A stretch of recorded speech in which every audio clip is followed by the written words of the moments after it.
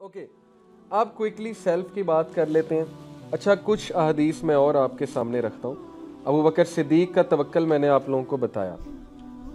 Risk की बड़ी tension होती है सबको कि रिस्क कैसे लूँ, कहाँ से आएगा, ये वो। पहली तो बात, रिस्क का कॉन्सेप्ट, इस पे अगला लेक्चर मोस्ट प्रोबेबली मेरा कॉन्सेप्ट ऑफ रिस्क पे होगा।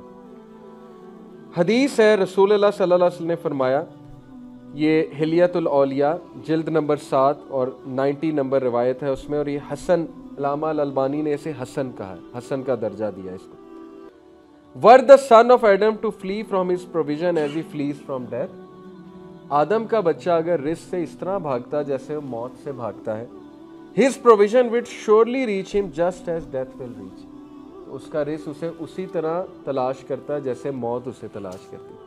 इससे बड़ी और क्या गारंटी आपको चाहिए। ये फ़ायदा है जब कंस्ट्रक्टेड सेल्फ है, अपनी खुद बनाई हुई सेल्फ है। दूसरी सेल्फ को हम कहते हैं इसेंशियल सेल्फ। इसेंशियल सेल्फ जो है वो कुरान और हदीस बना रही कि असल में होनी क्या चाहिए, तुम्हारी शनाख्त होनी क्या चाहिए। सेल्फ से मुराद है शनाख्त। एक शनाख्त बंदा खुद बना रहा है, मीडिया से लेके इधर उधर से लेके।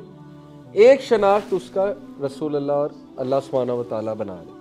तो ये वो शनाख्त कि रिस्क तुझे इसी तरह ढूंढता है जैसे मौत तुझे ढूंढती है, और अगर तू रिस्क से भागेगा रिस्क तुझे पकड़ लेगा, लेकिन एफर्ट बहुत ज़रूरी है। हज़रत उमर ने कहा कि ज़ाहिर है ये जितनी भी ऐसी बातें, हज़रत उमर का इस पर कमेंट है, किसी ने पूछा था कि इसका ये मतलब है कि हम बैठ जाएं, नहीं। उन्होंने कहा था इसके लिए एफर्ट दरकार है, क्योंकि अल्लाह ताला ने ज़ाहिर है कुछ क्राइटेरिया तो रखा है कि एफर्ट तो करनी पड़ेगी। एक और हदीस है, रसूलुल्लाह सल्लल्लाहु अलैहि वसल्लम ने फरमाया, सुनन इब्ने माजा की हदीस है, अल्लामा अल-अलबानी ने इसे सही कहा है, Whoever is concerned about the world, Allah will disorder his affairs, make poverty appear before his eyes. He will not get anything from the world but what has been decreed for him. जो कोई दुनिया को concern बना लेता है, concern बनाना और दुनिया में कुछ इसेंशियल काम करना, इसमें फ़र्क है। कंसर्न बनाने से मुराद है कि आप जैसे अल्लाह सुब्हानहू व तआला, मैं आपको सूरह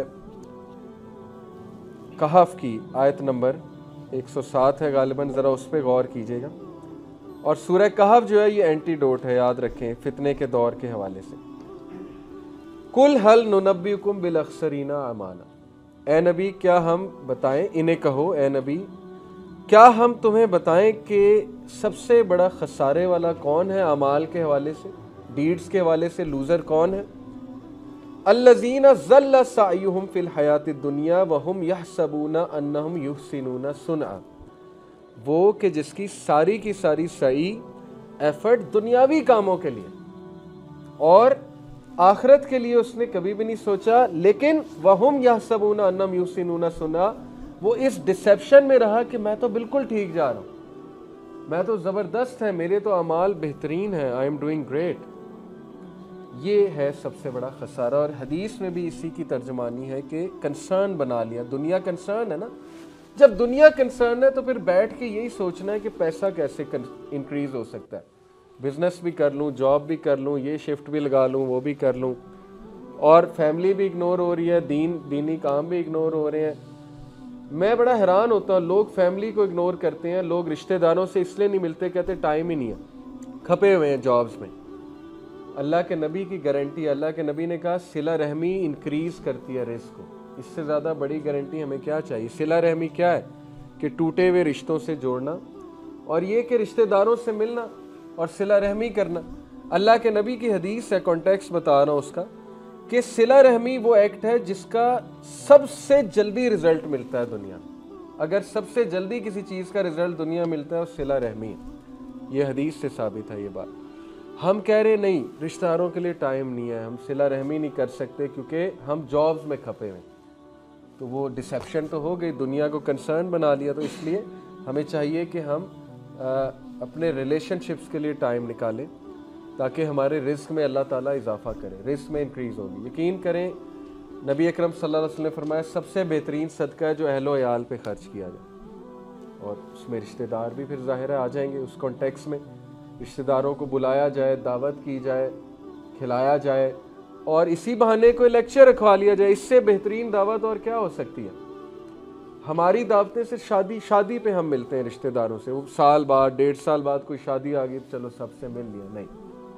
तो ये ट्रेंड आप बनाएं अपने घरों में कि आप अपने रिलेटिव्स को ना महीने में एक बार बुला लिया, 15 दिन बाद बुला लिया, कितने पैसे लग जाएंगे, कोई देग बनवा ली, खाना खिलाया, साथ में किसी को बुला लिया लेक्चर देने के लिए, खुद दे दिया, कोई रिमाइंडर दे दिया, इससे बेहतरीन और गैदरिंग हो क्या सकती है। ओके, ये इस तरफ जो है बंदे को आना चाहिए। तो जो दुनिया को कंसर्न बनाएगा, याद रखें अल्लाह ताला उसके अफेयर्स को डिसऑर्डर कर देगा ताकि वो पलट आए। ये इसलिए कि वो पलट आए। डिसऑर्डर से क्या मुराद है कि उसके हाथ से चीज़ें निकलती जाएंगी, टाइम ही नहीं मैनेज होगा, बरकत ही नहीं रहेगी, कभी ये मसला कभी वो मसला।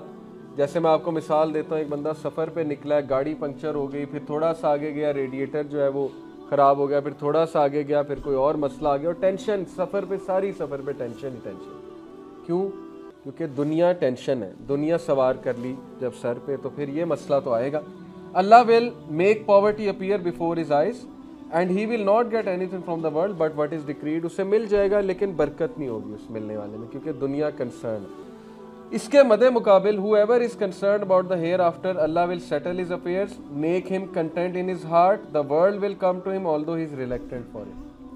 जो आखिरत को कंसर्न बनाएगा, अल्लाह ताला उसके अफेयर्स को समेट लेगा, संभाल लेगा, इतनी बड़ी गारंटी। अल्लाह ताला उसको उसके दिल में गिना भर देगा, कंटेंटमेंट आ जाएगी, उसको कम भी काफ़ी हो जाएगा। ये कंटेंटमेंट एक बहुत बड़ा फजल है अल्लाह का। कंटेंटमेंट जो है ये अल्लाह का रिवॉर्ड है। हर एक के पास कंटेंटमेंट नहीं होती है, लोग के मुंह पे शिकायत होती है ज़्यादातर, ये नहीं है वो नहीं है, ये नहीं मिला वो नहीं मिला, शिकायत, हर वक्त शिकायत है। कंटेंटमेंट अल्लाह की तरफ से, याद रखें। और दुनिया उसके पीछे भागेगी हालांकि वो रिलक्टेंट है। और ये अल्लाह ताला ने इस्लामिक हिस्ट्री में हमें पता लगता है, हज़रत उमर नहीं वेल्थ चाहते थे, लेकिन he became the richest king of the world. पता आपको इस बात कि वो हैरान होते थे सहाबा के इतना माले गनीमत आ चुका था पर्शिया से, और हज़रत उमर रोते थे कि ये टेस्ट है, बहुत बड़ा टेस्ट है, क्योंकि वेल्थ आने लगी। मुसलमान दमिश्क के बादशाह बन गए। जब दमिश्क बहुत बड़ी उस टाइम पे, बहुत बड़ा शहर था उस टाइम, दमास्कस की बात कर रहा हूँ। ओके, तो अल्लाह ने दिखाया कि देखो तुम्हारे कदमों तले ख़जाने, तुम्हारे कदमों तले दुनिया है, माले गनीमत है, तुम्हारे कदमों तले जो है वो पैसा, जो तुम कहते हैं वो है। लेकिन सहाबा का फिर भी रवैया क्या था, उन्होंने पसंद नहीं फरमाया इस चीज़ को इतना। ओके, ये बात है।